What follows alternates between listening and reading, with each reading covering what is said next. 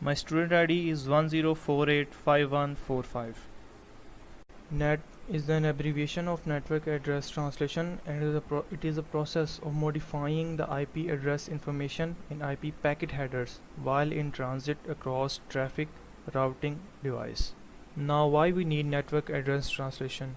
Because there is a lot of IP addresses in the world, so there may be a shortage of IP addresses in the world. There are some security needs as well.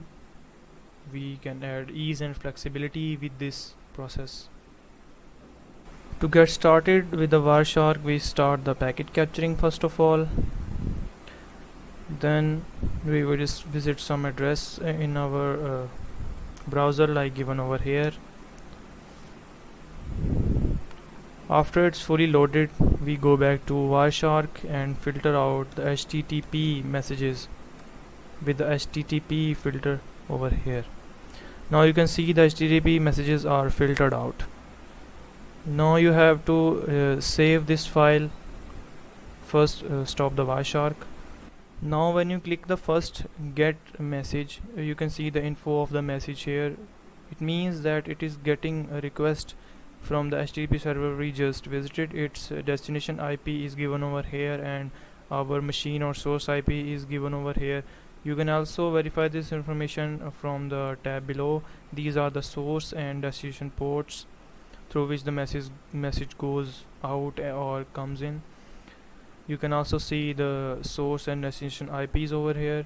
Now we have to check the first OK response. It is right from here. We can see that. Now we'll compare and verify the NAT process right from the two files like we just saved for a specific IP. This is a NAT home site file and this is ISP side. ISP is an internet service provider which connects our home router to the internet. So on the home side we click on the first OK response and then we go to the hypertext transfer protocol tab and we copy the date over here, copy as a filter and apply it over here in the filter box. Now you can see that we have only 3 messages over here. Do the same thing on the ISP side as well. Date, copy as a filter and paste it over here. You can verify that we only have 3 messages on the both sides. After that we will verify the conversation happened between the HTTP server and our host. For that we right click on the OK response and we go to conversation filter and filter out the IPv4 addresses over here. Now you can see the whole conversation given over here. We do the same with NAT ISP side, conversation filter and IPv4 filter. Now we'll verify this information that this verification is done on the ISP side and how NAT table is made or how NAT table is compared when the request comes back from the HTTP server or the internet to our ISP, and then ISP sends and verifies that IP address or message to our home machine. On the home side, if we see the first message, we can see that the source IP address is given over here 192.168.1.100 and the destination IP is 74 dot something. On the ISP side, we can see that our source IP is changed but the destination IP is same. What does that mean? We know that network address translation is changing one IP into another, which means that our home site IP is translated by our ISP, internet service provider, to this IP address, and this IP address is saved by ISP into its NAT table. When it confirms back, when the requests come back from the HTTP server, it compares this IP address with NAT table and then it sends back this request to original machine which IP was 192.168.1.0. The question is that how the NAT table is made by ISP. So the NAT table has two entries, the internal IP and the NAT IP. The internal IP is our home IP or through which the request was received, and the NAT IP is the translated IP by ISP side. ICMP is the abbreviation of Internet Control Message Protocol. It is used when two hosts communicate with each other and there is an error in datagram processing. Then the host must have to communicate with each other to bear their data loss. There are some of the situations when the ICMP messages are sent. We have two of them here: when the datagram is lost or not transmitted, or the buffer capacity of gateway is insufficient or less. First of all, we need to use the ping command. The ping program is a simple tool which allows anyone to know that the host is live or not. We'll use the ping command to verify this thing over here. We start the packet capturing in Wireshark. Then we use the ping command with number of packets defined, that how many packets will be sent to the Google server. These are defined over here. Then we enter the address of Google. You can see that ping command is working and 5 packets will be sent and received. One packet is lost due to request timeout. Then we stop the Wireshark. After the packet capturing, we filter out the ICMP messages using filter.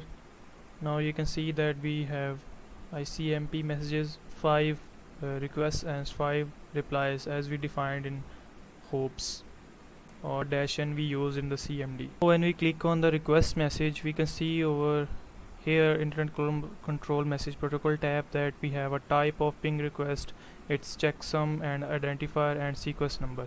In the tab below we can also see the number of bytes used over here, like checksum has 2 bytes, identifier has 2 bytes, sequence number has 2 bytes, and similarly type has, you can say, 3 bytes. Now if we examine the corresponding reply message of this request, we can see that the type has echo ping reply and the checksum, identifier and sequence number has the same bytes as request message had.